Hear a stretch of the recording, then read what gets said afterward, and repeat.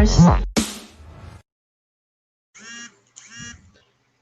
Good morning, good afternoon, good morning world. Alam mo naman, our Global Pinas TV 168, global yan. Kaya, good afternoon in the Philippines, good morning, good afternoon, good evening in the world. I'm Bart Abaya and this is the Barter King Show, your business online mentoring show. At syempre, marami tayong collaborators na naka-stream yung ating show, especially sa Bounce Back Network. Nako, pero exciting ang topic natin today, this Sunday, tama-tama, it's about International Standard ISO. Narinig nyo na ba yun? At syempre, may halal. Pero before that, I will call first my guest co-host panelist na mangungulit na may experience sa ISO kasi yung kanyang business. Being a mentor, businesswoman, tiger, no? Dumaan sa ISO certification. Kaya malalaman natin kung ano tong mga ISO, mga kakampi. Let's welcome my co-host, Miss Joanne Tan, host mentor. Hi. Yan. Good afternoon, hello, sir. Hi, how are you, sir? I'm fine. How are you? Alam ko, you're okay so busy, naman. Pero thank you, pinaunlakan mo yung aking last minute talaga. Actually, excited ako kasi sinabi mo ISO. Sabi ko yung ISO medyo madugo, pero madugo siya in the sense, pero rewarding rin at the same time. Alam mo ba itong guest natin? Sir. Mani-mani lang sa kanya yan. Siya nagkakandak ng mga ISO. Ang dami pala yung ISO number. Kala mo isa lang. May management. May food safety, may management, may environmental. Ang dami. Yeah. So matalino siguro itong guest natin na to. Yan ang kanyang pandemic new venture, baby venture niya. Yan ang bago niyang tayong negosyo. Business consultancy about ISO, and may bonus pa yan, halal kasi malalaman natin bakit kasama yung halal, bakit yan ang nasama mo, puro yan mga certification na for best practices. Welcome na natin, Joanna. Let's welcome host mentor. Actually, hindi ko pa alam ang company niya nakalimutan ko, kailangan hindi ako nagme-mail. Siya na magpakilala ko ng company niya bago. Let's welcome host mentor Jason. Hindi ko na binanggit apelido, Aguilar. Hello, sir. Good afternoon. Hi, good afternoon, sir. Sir Jason. Hello. Hello, Jason. How are you? Sir, sa papresent Happy New Year. Ano ba yan? Good afternoon. Yeah. Actually, madami okay. Kumati ka naman sa mga kababayan natin, Jason. Thank you for your invitation for me to discuss this new venture, sabi nga ni brother. I have put up a new business. It's actually a consultancy about ISO or management system, international management system, and I'd like to share this to those who are planning to undergo this type of certification. That's why masaya ako nung in-invite nga ako ni sir, kinausap ko rin siya, and now it become a reality. Alam mo, Jason, maraming nakakarinig niyan pero maraming hindi nakakaintindi. Oo. Medyo madugo yan, parang patakot. Sinabing ISO. Okay, ang dami niya. Anong trabaho yan? Actually, ano ba experience mo dyan, Joanne? Si Joanne kasi, Jason, ISO certified yung kanyang, ano ba tawag daw, planta ba o factory business? Company. Yes, Yep. Actually, experience, sorry nawala yung camera. Pero experience-wise, medyo, madugo siya. Pero at the same time, rewarding. Madugo kasi parang ang daming papel, every single move ng trabaho or ng galaw sa office, sa planta, from production to sales to financing, lahat ido-document siya to the point na basically parang every single move talaga. So, ayun. Yun yung experience ko. Tapos maraming papel. Actually, that's correct. No, that's correct. And because yung ating management system, it depends doon sa particular standard. No, nabanggit yung a while ago, if merong mga numbers, no, may 9,001, there is also a 14,001 or 45,001 that are attributed to a particular scheme or industry or a purpose. No, it can be a quality or environmental or occupational health and safety. A while ago, nasabi ni brother na it's also about halal. Halal is also a management system. It's actually an international management system. So yun siya no? So meron siyang mga iba-ibang elements or requirements that are dapat masagot no for us to be able to be certified to this international standard. Pero Jason, may tanong lang ako. Saan ka ba Yes, nang sir. galing? Siguro ano mo ka naman, para ituro mo naman kami, bakit ka napunta dyan? Ano bang, sino ba si Jason? Ano ba, scientist ba yan? Actually, ano ba expertise na dapat para maging ganyan? Mabigat yan sir, I've been in the industry for 14 years. Before I was actually in the industry, no, nasa banking industry ako. I am connected to a commercial bank, now a universal bank, as a strategic planning head, no, ng isang malaking bangko. And after that, I took up some courses for ISO, and nakita ko yung actually during my younger years yung niche for that particular scheme, yung ganong market.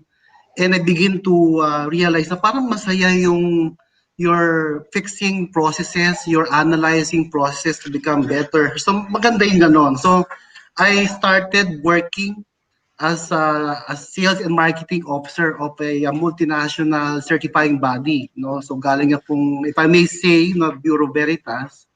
I've spent 12 and a half years sa Bureau Veritas and became the country certification manager of Bureau Veritas.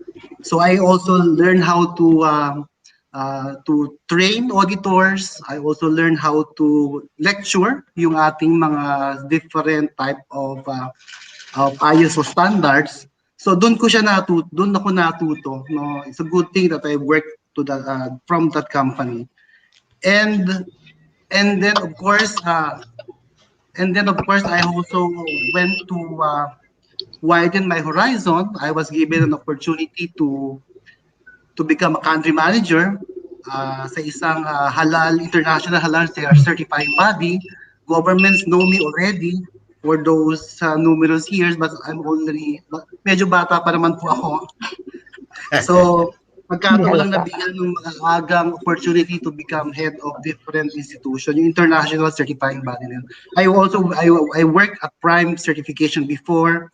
I recently resigned and put up my own management consultancy services. That's why I can also be a consultant for halal, although I need an expert, yung ating Sharia expert, no, to guide me for some rulings about Quran.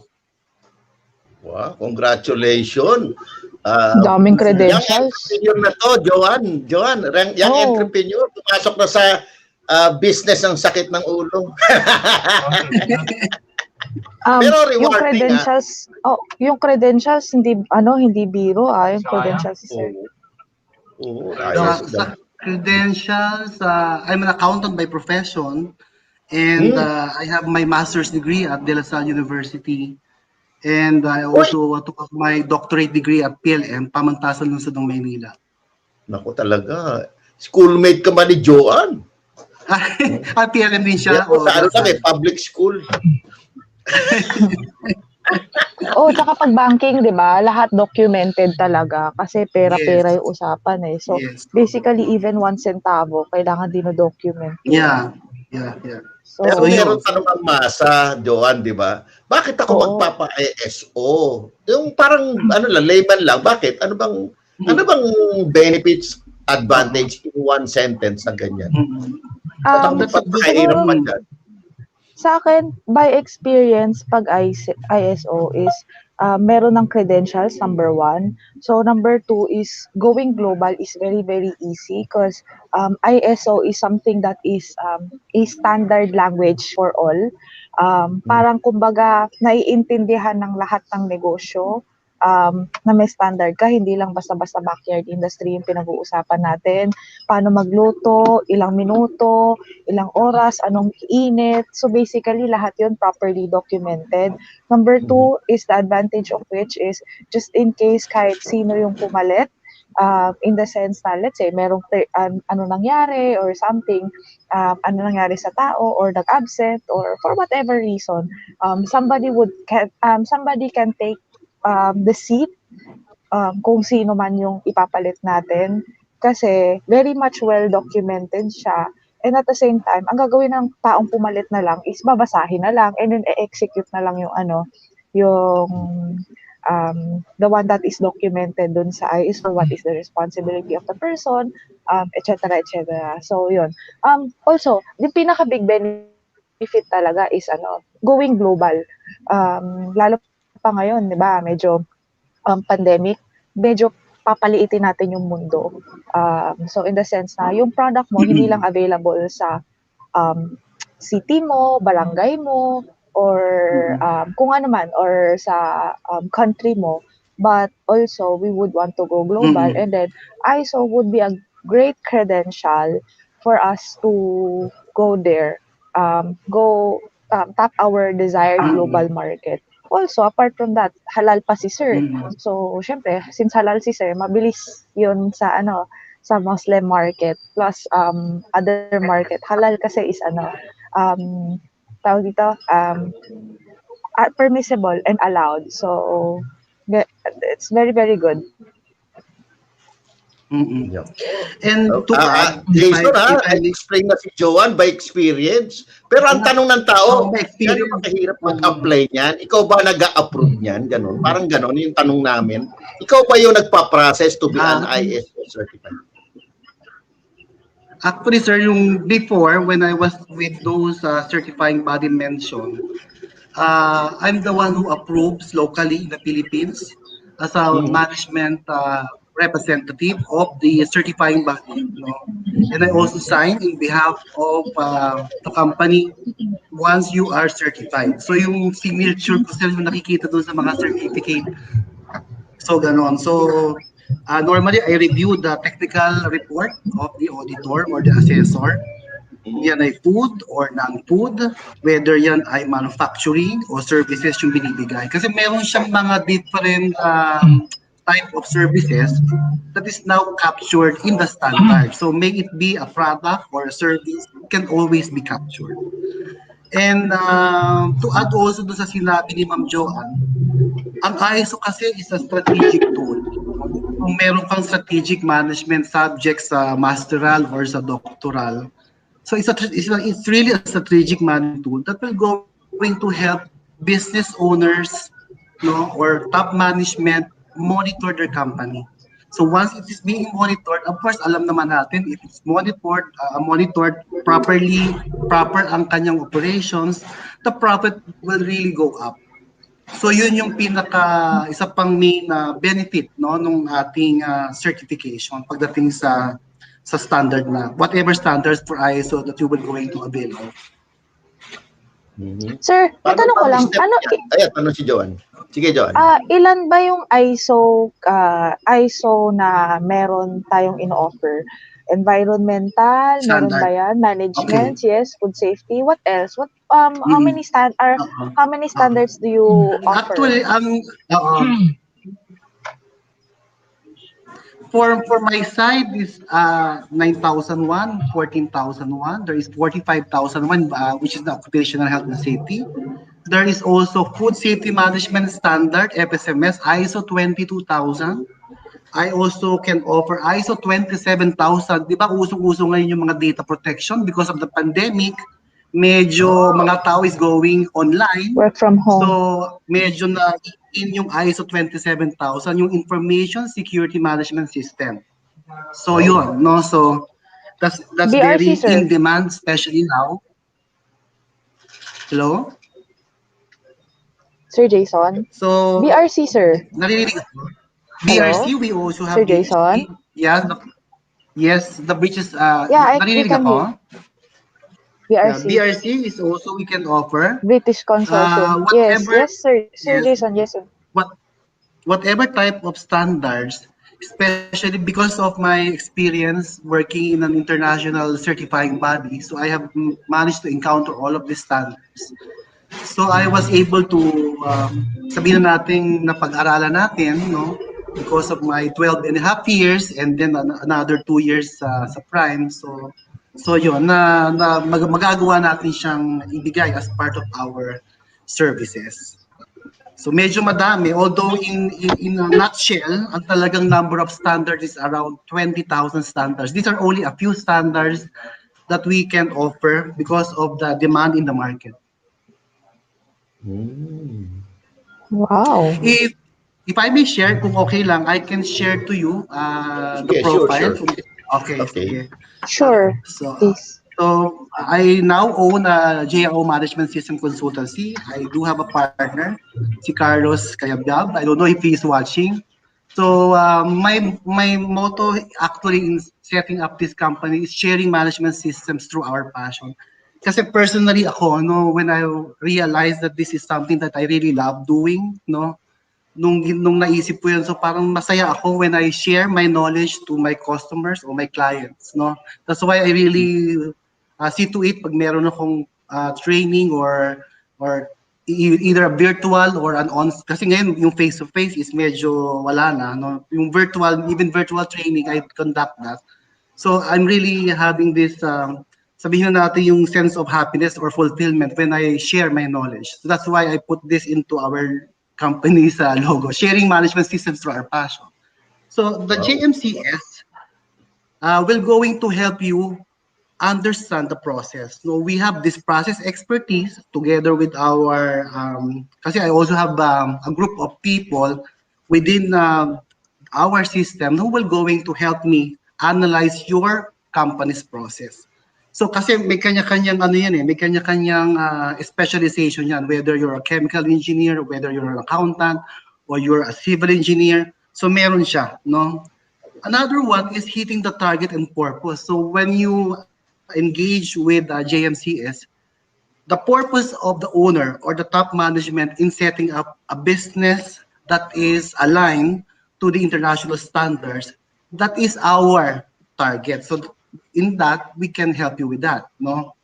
And of course, facilitate implementation to meet deadline. Kasi yan yung sinasabi ni Ma'am kanina. Most companies, sa dami ng process that they want to capture in one management system, dumadami siya ng dumadami. So because of that, there will be deadlines that needs to meet. No, medyo minsan humahaba, tumatagal. And of course, with engaging with JMCS, we will going to help you meet that deadline for you to be able to be certified internationally. And we do have a vision to be well known in the field of consultancy and ISO management services. Kasi sabi ko nga, I may be well known, to be honest, sa industry. Even DTI knows me pagdating sa ISO at saka sa Halal because of my previous stint and work experiences, even in the industry sa manufacturing, no?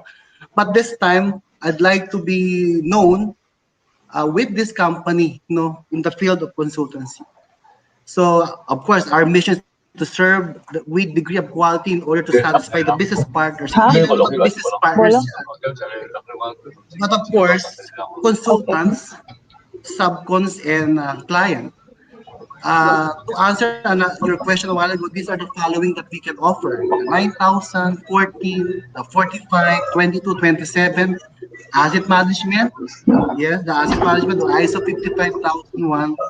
We also have the business continuity management system, the ISO 22301. Especially nowadays, because of the pandemic, most companies would like to be resilient. Paano ba natin i-continue yung business natin with this kind of risk or with this kind of situation? So that's very important, especially now. And of course, the Halal management system, but this is based on UAE. It can also be based on the Philippine national standard. In the field of constructions or engineering or quality assurance, these are the following that we can offer: quality assurance inspections, scaffolding inspection, outsourced project management. There will be some implementation. We can also help you with the documentation when it comes to green building, yung mga nakikita mo sa mga building na LEED green building or environmental design. We can also help you in the implementation or achieving a green building infrastructure, no, from groundbreaking up to doon sa actual turnover, no, dung ng ating building. We have an expert on that. I have also learned that, no. So we have also other industry-specific type of inspections, yung mga ships, yung mga safety management for ships, environmental compliance, navigational audit, etc., or and other technical assistance when it comes to the inspections of vessels. Yun yung mga services na that I can normally offer, no, to our future clients, hopefully. Sir Jason, meron akong Yes. tanong. Okay lang, manggugulo lang ako Okay. saglit. Anong difference ng ISO 22000 FSMS with FSSC? Sorry, my background is on food. So medyo I pay so much close attention when it comes to food. Okay. If we're going to look into kung familiar ka I think you're familiar with ISO 22, it's actually the Food Safety Management System. It's a basic requirement, no, when it comes to auditing a management system with a product that is manufacturing a food product, no? Or pwede rin naman, for example, a carton of a particular product that you are supplying to your customer. That's one example. Kasi maraming scheme yan eh. Ang ISO 22, merong scheme sa manufacturing, meron sa carton, meron paper, may plastic, may bottles, no? Now, if you will now going to avail of an FSSC, forest certification, ito naman yung forest certification, food safety, no, yung food safety certification na isa, which is higher than the ISO 22 because there are certain requirements of the ISO 22 that you need to follow, plus the requirement of HACCP, plus the requirement of PAS4. No, meron siyang mga ganung What's PAS4? This is a standard for food safety as well. No, meron siyang specific rulings when it comes to food, like yung mga handling, may mga ganun siyang sinasabi. Sir, let's say meron yung mga viewers natin interested dyan. I understand interested mag-avail ng service, sorry. And then I understand meron tayong guidelines, tama po ba? Per standard, per ISO. Yes. Would you Yes. would you guide us on those standards that we need to fulfill or we need to comply with? Example, it starts with management, Yeah. diba? So you see, Tapos, yes, go ahead, sir. So if you're asking me if we can guide them, or we can train them, so yes, the answer is yes, we can train yung mga viewers natin or prospective customers or partner. I call it business partner rin, no? Kasi that's how I want to call them. Because eventually there will be friends as well, so we can train them. Kasi ang mindset natin, no, sa JMC is when you get our services, we will let you understand really what is the standard. Para after the engagement, you alone can now implement it independently. So tuturuan namin from of course there will be trainings, yeah. Yes, go ahead. Sir, meron lang question sa ating viewers. Ano po ba sa aming mga layman's at small entrepreneurs, ano ang ISO at pakinabang nito? At hindi ba mahal masyado para sa amin ang consultancy na ito? Would you give us a brief background or would you wish to answer this one to our viewers, sir? Okay. Sige. Actually, ang benefit ng ISO kasi, sabi ko nga kanina, it's a management tool, no? If you want to be hitting the target, yung gusto mong makasigurado that you can operate with quality, no, in whatever type of services or product ang ino-offer mo, you go into ISO, no? Kasi kung hindi mo alam yung standard, pwedeng you are already answering some of the requirements of the standard, pero hindi mo lang alam kung paano siya naka-align doon. So yun, that's one that wherein we can help you. Now, if you are, of course, nabanggit na rin kanina, most companies now, whether you're a primary supplier, whether you are a subcontractor, even construction, no? Even government, they are international standards, even government to government. That's why nagkaroon tayo ng Philippine Accreditations Bureau, no? Because governments, especially in Philippines, wants their subcontractor or wants their partner to be also an international standard. So kung makikita mo yung mga bidding requirements, even DTI promotes that, no? Para hindi naman tayo, para lagi may quality yung ating services. Now, when it comes to prices, yung sinasabi ni Ma'am Kay, baka naman mahal, no? Correct. Kasi yun yung concern. Ang take ko kasi dyan, yun ang concern nila, baka mahal kasi baka paano namin, kasi may gagastos pa kami sa certification, correct. gagastos pa kami sa consultant. Gagastos pa sa tao, sa man-hour, sa audit, bukod pa doon sa construction. Yes, so hindi naman siya actually ganun kamahal. Ang makikita mo dyan, if you're going to look at it, di ba mas mapapamahal kapag kung alam na alam mo, okay lang. Pero kung hindi mo siya ganun ka-familiar, hindi ka ganun ka-familiar, having a consultant will going to really help you minimize time and of course maximize the coverage and implementation and the benefit of having an ISO. Sabi nga natin, sabi mo kanina rin, kasi lahat naka-document eh. Kung hindi ka masyadong familiar, baka mamaya, hala mo ito na, yung pala hindi pa pala ito, yung may mga ganon, no? The process approach needs to really be applied. Yung process approach, this is a method wherein you need to follow once you want to implement a quality management system or environmental management system or whatever type of management system that you will going to implement, yung process approach na yan. So dapat yan nakapasok dun sa sistema mo. So pag hindi ka sanay, tumatagal siya, you will also going to lose pwedeng clients that will be asking for your ISO certification. So parang mas humahaba, mas tumatagal, mas mawawala yung chance of for you having a new client or become an international in operations pagdating sa customers. So, and we also, especially me, I always look into mas mahalaga yung para sa akin, ano, mas maganda yung may partner ka na you will be also parang nakakatulong ka doon sa kanila, no, in a way, at pag lumaki yun, you will be part of that organization because you have helped them. So, hindi naman, we don't charge that high, no, parang nagkaroon ka lang ng konting additional investment, should I say additional investment in maximizing the benefit of whatever industry or whatever standard you will going to apply to your company.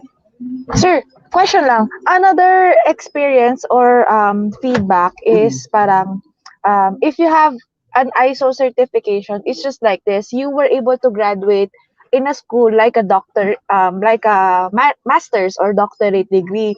So, parang in short, ang tingin ni Juan de la Cruz or yung pag bumaba yung doctor or master's degree, as so far, the way I perceive it or the way I analyze it, parang hindi maintindihan na ni Juan de la Cruz yung ISO. Particularly, I'm talking to Juan de la Cruz, like, yung mga buyers or consumers, parang you have this logo there, you have this logo there, and yet they don't see the benefit. What is the parang the awareness generation that we need to do, perhaps, for them to understand? Of course, having a master's degree is always a great thing to have. So, credentials yan basically. Pero pag hindi naiintindihan ng tao yung master's degree mo, even if you talk and talk and talk there for the next 24 hours, people won't understand. People, translation, in ISO standards, people won't see the benefit of having that particular certification or that particular logo on your company. What would be what would be the awareness generation that we plan to do for Mm-mm. it to go down to the to the To that level. lower market? Oo. Oo.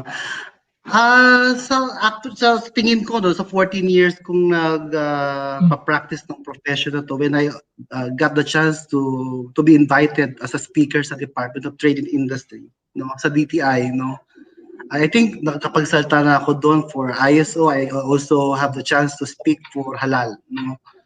Ang consumer natin kasi ngayon, if we're going to look at it, meron silang certain awareness, no? Kahit sabi mo hindi college grad. Sorry, no? Hindi naman sa minamaliit mo siya o yung ibang lower market, kahit hindi college grad o yung masa, should I say yung masa, no?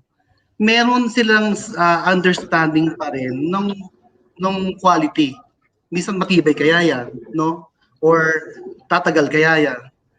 If they have this kind of perceptions, those questions are also being asked to a company that will be having a certification. Kasi yun yung mindset natin eh. How we will going to make our customers happy, no? How are we going to make them aware that our product is really something that is with quality, no? So that's why meron siyang yung sinasabi ng mga sticker natin yun, no?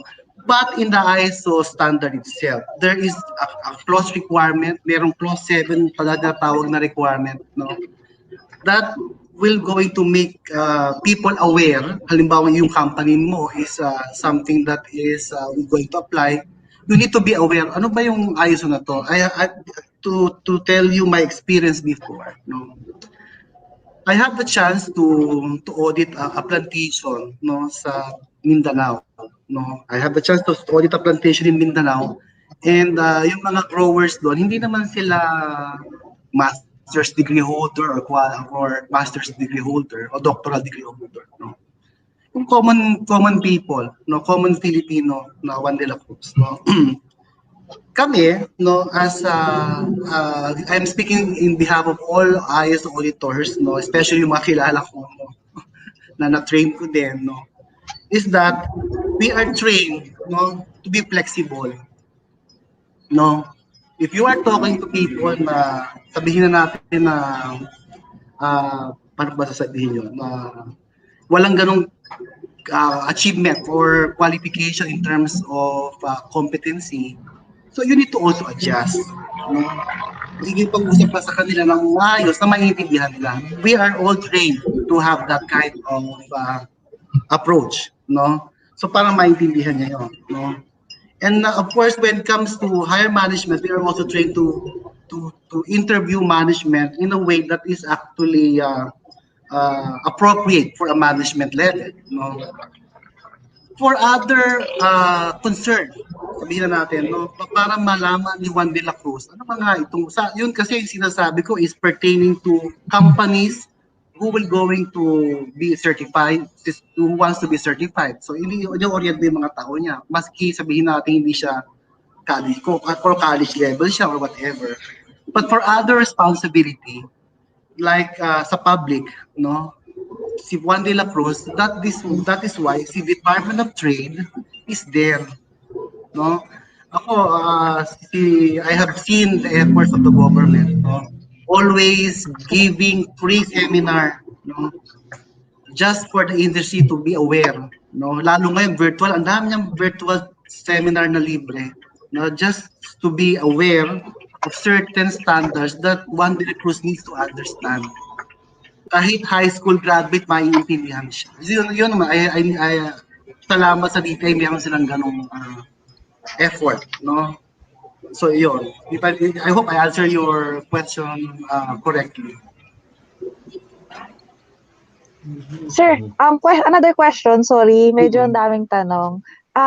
Usually when you do the audit, how many man hours do you Okay.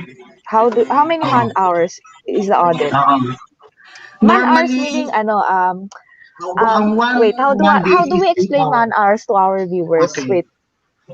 Okay po. Ang 1 man hours is actually 8 hours or 1 whole day. Yung 1 whole working day. all standards, all certifying body follow an international accreditation forum table, no?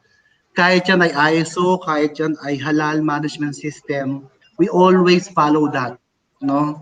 Because once we don't follow that, there in all certifying bodies there are technical committees, no? Merong technical na nagsasabi o approve yung ano mo, yung report mo, pwede ka nang issue ng certificate. Ay kulang yung audit hours mo o kulang yung araw ng pag-audit mo, hindi to ma-approve.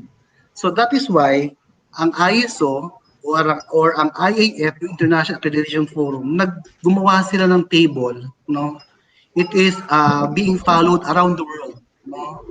Ng merong ISO o accreditations body para implement yan sa mga company. So, hindi pwedeng dahil gusto mo mabilis, so isang araw ka lang, ang dami mong empleyado, 5,000. Parang gano'n. So, hindi pwedeng gano'n. So, mentras na lumalaki yung company mo, nagkakaroon ka syempre, it is logical, na nagiging 2 araw yung audit mo, 3 araw yung audit mo. Mentras na maliit, or sabihin natin 10 empleyado lang siya o 6 na empleyado, mas maliit din yung number of hours o Mondays na ma-audit ka, pwedeng 1 araw lang, tapos na. O 1 araw, pero 2 auditor, tapos na. Meron namang 2 araw, pero 5 auditor yung pinadala. So, it depends doon sa strategy ng certifying body. No? So, sila yung taga-ayos nun. Sa atin, dito sa consultancy natin, once we receive that part, no, yung contract na yon, so we will be able to understand, tama kaya yung charge nitong certifying body na to, kasi we know that, I've been there, no? So, tama kaya ito, sobra kaya ito, no? No, although I will be soon franchising my own certifying body in the Philippines. I think it will be the 12 certifying body in the Philippines. When it comes naman sa sa mga auditors, what's your credentials, sir? Let's say for food, for environmental, for management, those auditors, what kind of people benefit of those watching? What kind of people are we sending, or what kind of auditors are they? Oo. Ano yan depende yan sa sa field of expertise mo. Sir Jason?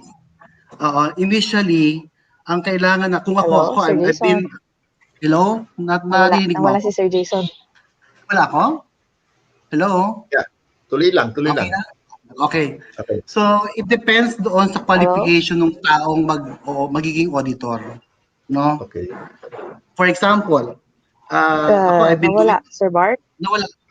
Nawala ako? Hindi. Okay. Si Joanna nawawala. Okay. Tayo, okay lang. Okay na.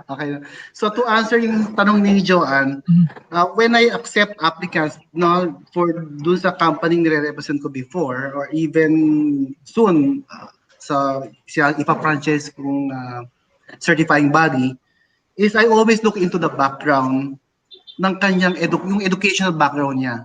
Ano kayang natapos dito? Hindi talagang kinakailangan, you need to have a bachelor's degree. No? Whether you're an accountant, you are a civil engineer, or you are a mechanical engineer, no? Or you are, for example, a mass media communications graduate, no? Importante meron kang bachelor's degree. Now, paano mo ngayon malalaman kung ano yung sabihin natin field of expertise mo? Because of that degree, dun ko makikita, pwede pala to sa banking. Pwede pala to sa food kasi graduate ito ng HRM or graduate siya halimbawa ng chemical engineer, but the experience is more on food. So, puno siya mapupunta. So, educational background is a one-way ticket. Another one is your work experience. No, kasi pag ikaw ay auditor o assessor, hindi pwedeng medyo nahihiya kang magtanong. Kasi most especially auditors, makaka-encounter ka ng may mga matataray na auditing. May ganon, no? I remember interrogator dapat, interrogator, investigador. Hindi naman investigator, it's just yung parang when you ask question as if hindi mo siya ini-interrogate ng para siyang may kasalanan. But you ask them on how you will going to prove, no, kung paano niya ipuprove sa'yo na sila ay complying sa standard. Kasi pag interrogative, parang medyo nag-interrogate, parang medyo negative na siya. Dapat laging positive lang. No? So, ganun yung ayos. So yung maturity is there. So, merong triangle yan eh. There is the educational background, there is the sense of, yun nga, yung ating behavior is very important to me that the auditor is behaving very well, no? Prim and proper, yung maayos kang usap, hindi naninigaw sa auditing, no? Pag nag-observe ako before ng auditors at makita ko yun, hindi kita ipapasa, no? As part of your technical evaluation, no? And of course, yung training niya, there is a training that you need to undergo, that you need to pass, no? Like myself, meron tinatawag na HIRCA. HIRCA is an international registration of certified auditor that you need to pass an examination, whether it's a 9,001, 14,001, 45,001, or Halal Management System standard. You need to pass that and then become and be evaluated by the technical evaluator bago ka maging external auditor. That's why for myself, I was given the opportunity to audit, I think, dun sa 14 years din, more than 400 plus companies that I have audited, not only in the Philippines, but also in other Asian countries. So most, especially Asian countries. So I've been traveling before, during my younger days. So I'm always traveling Asia Pacific to conduct an assessment. Sir Jason, additional question lang, on a lighter note, medyo merong times kasi by experience, nag-interview din ako ng mga auditors. So ako na yung auditor, sila na yung auditee. Balita dito, ano yung mga na-encounter nyo na mga auditee na yun nga, yung sabi mo kanina na nananakot or mga by experience na nagte-threaten. As an auditor, tipong feel mo, makakalabas mo ba ako ng buhay dito sa kwartong to or sa company to? Parang gano'n. Oo, meron, hindi ko na sasabihin yung company, no? Or of course, yes, sir. Kasi may non-disclosure agreement ako, 2 years yun eh, no? Even yung mga government offices, nakapag-audit na rin ako, no, sa government, no, for ISO. So, meron talagang kliyente lalo na sa government, marami argument, makikita dyan. Oo, lalo sa government, diba?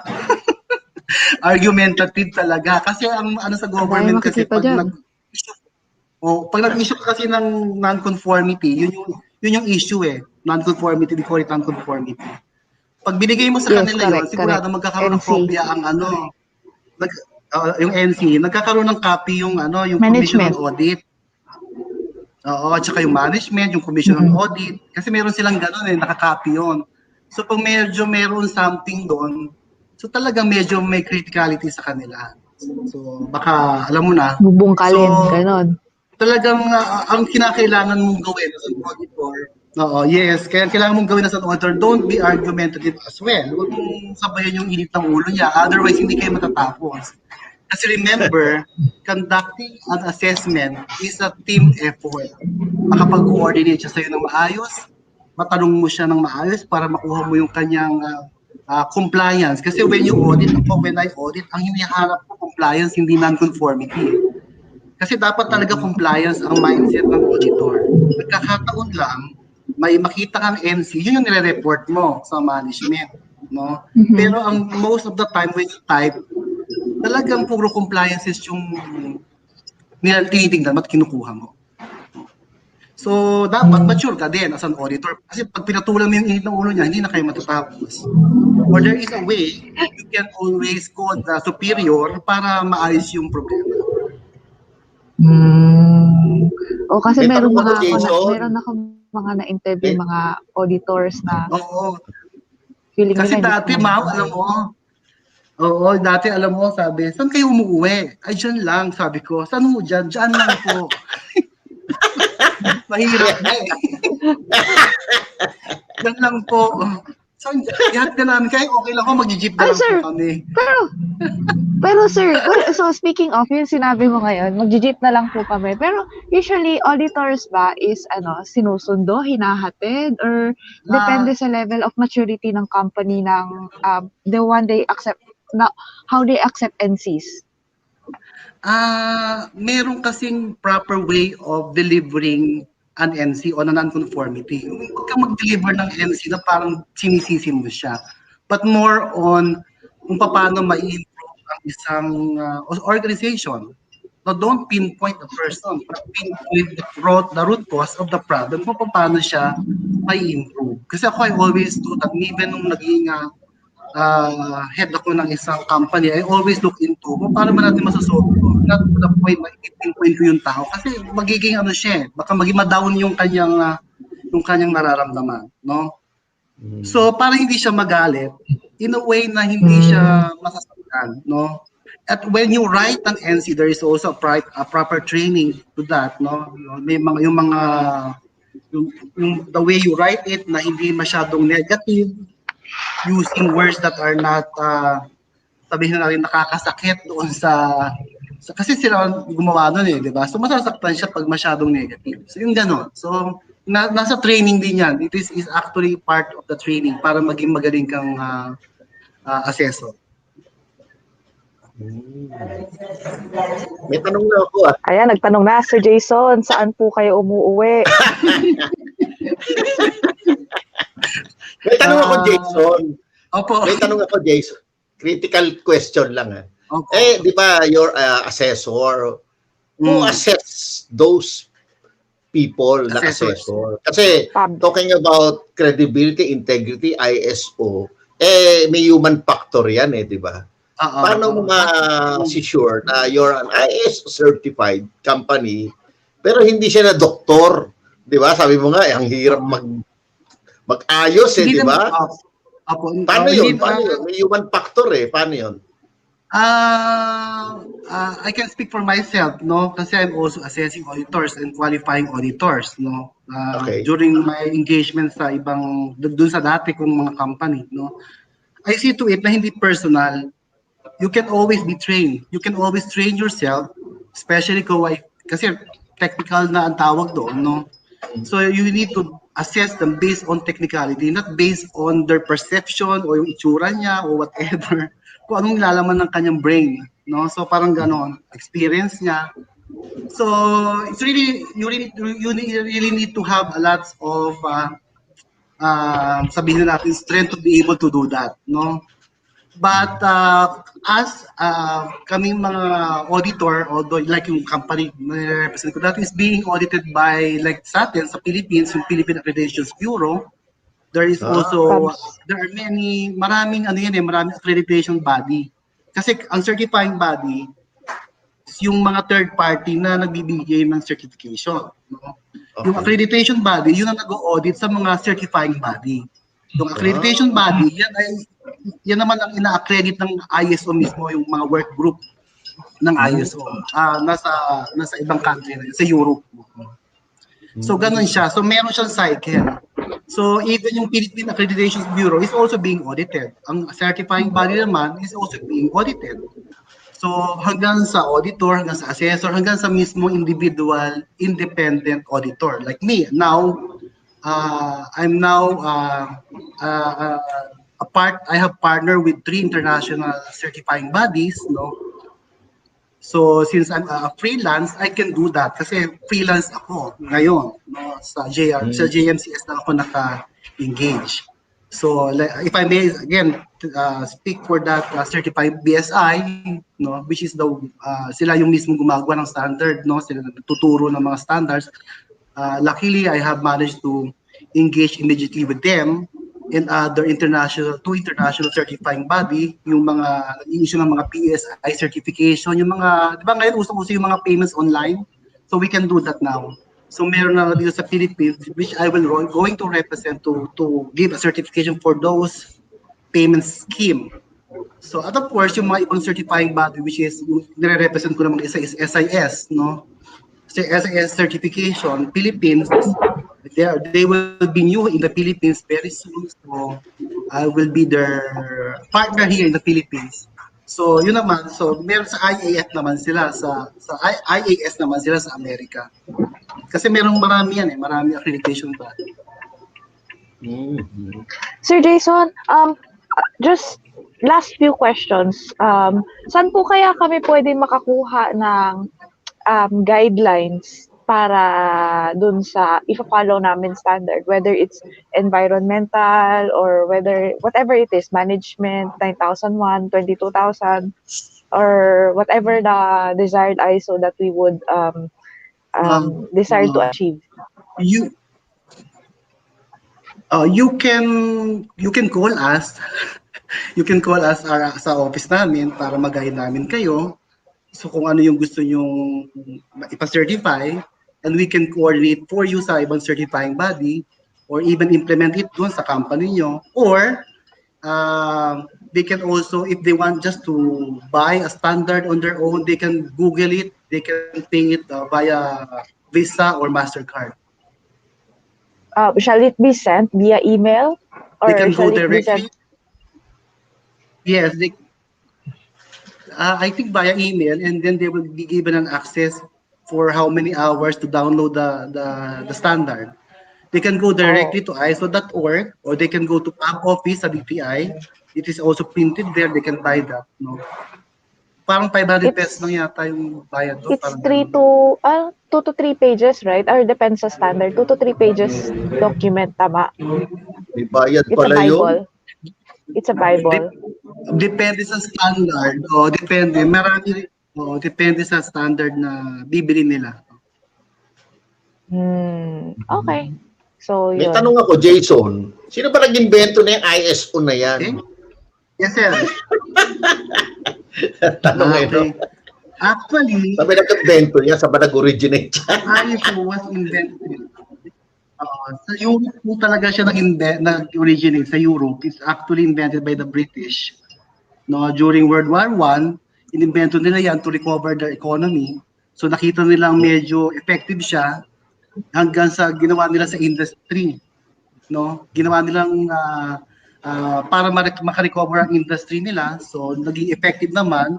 Kaya nagkaroon ng kaya ang pinaka-famous na accreditation na logo is yung sa United Kingdom, which is yung UCAS. Of course, it is spread out around the world because of the effectiveness of having an international standard and because of the common requirements all throughout the world kasi nasa 160 countries po yan So, lumaki na siya, lumaki. So, that's why tama yung sinabi naman, if you want to enter the world, mag-ISO ka. Kasi yun ang ina-accept sa iba-ibang country.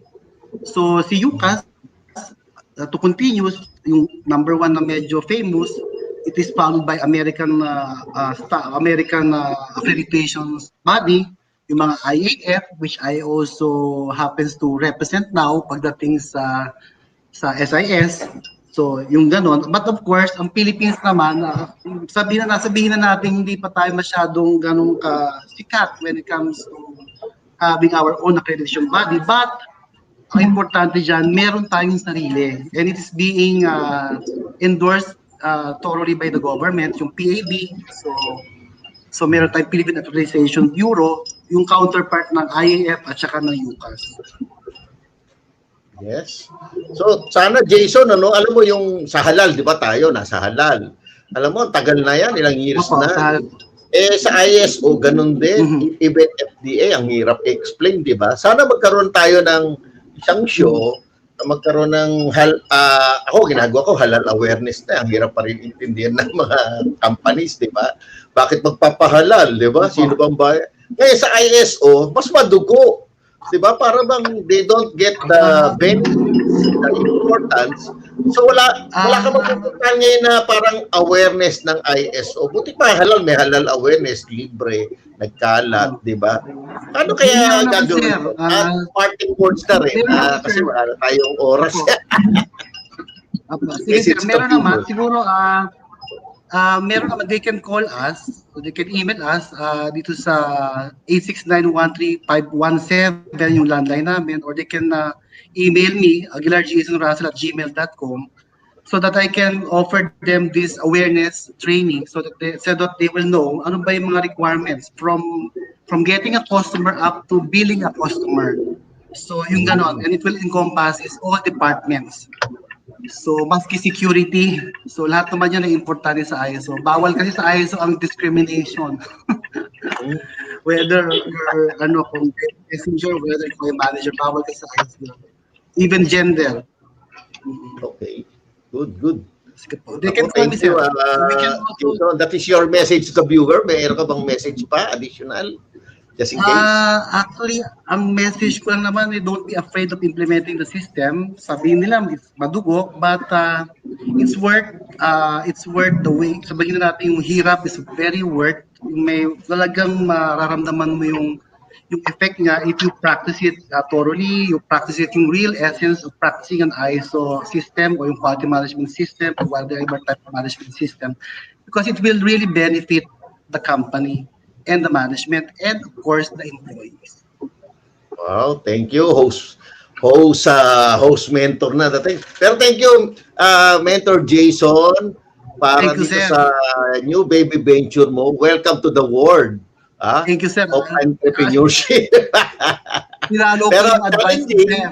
pero rewarding yan, Jason. Tsaka sabi mo nga, di ba, nag-enjoy ka sharing your expertise. Yan ang napaka-importante para hindi ka mabagot kahit hindi pa kumikita. Di ba? Alam mo naman hindi pa naman Yes, immediate kumita yan ng overnight. Yan. So, congratulations, Jason, Thank you, sir. for being our guest also here. Thank you, And sir. sharing your expertise. Alam mo, wala pa ako narinig na nag-share about ISO certification na group na ganyan kamukha. First time ko nakarinig at saka naka-interview. Thank you, very sir. much. Thank you, Yes. sir. Ay, Joanne, host mentor Yes. dyan, any Hi. message Yes. to the viewer? Ikaw ISO Oh. certified na to. Thank you for having me as your guest panelist. So yun, medyo challenging si ISO, pero it's worth everything. It's worth the hardship kasi we're tapping not only here locally, we're improving also our system. Apart from our system is also yung reward nito, which is mas efficient lahat, mas effective lahat, mas systematize lahat. Tapos bonus points if we can go global, of course. So, ayun. That's it. Thank you for having me again. Ay, thank you for your Thank time, you. Joanne. Alam ko, you're a busy person. Kahit saan yan, pag tinawag ko, last minute talaga, Jason, walang ISO standard, tinawag ko, kalad ka rin. Di ba? Thank you. Thank you, I have sir. nothing to say. Sana magkaroon pa tayo ng second guesting with Jason. Kasi ang dami ko pang gusto itanong is kay mga viewer. Parang slow learner ako, gano'n, ang ginagawa ko sa utak ko. Hindi ko talaga maintindihan ng split second yun, di ba? Yung ISO lang i-define mo ang definition na madugo na. Tapos galing pala sa ibang bansa yan, history pa lang Tapos yung benefits, tapos yung guidelines pa, di ba? Paano kukunin mo? Hindi naman yan parang flyers lang, di ba? So anyway, sana magkaroon tayo ng yung part 2 of this and anymore para mas madaling ma-adapt ng potential. Kasi maraming gusto, yun nga lang hindi nila alam. Yung fear of the unknown, kailangan ma-solve natin yan. Just like our Halal certification. Diba? Thank you, Jason, Joanne. Thank you. Mga viewer natin, shout out na lang globally. Thank you very much. Sir. Thank you rin Thank you, sa Sir ating Jason. partner na Bounce Back Network. And I'm Ismail Abaya and Bart Abaya. This is the Barter Show, your business online mentoring show. See you again next Sunday. Thank you very much.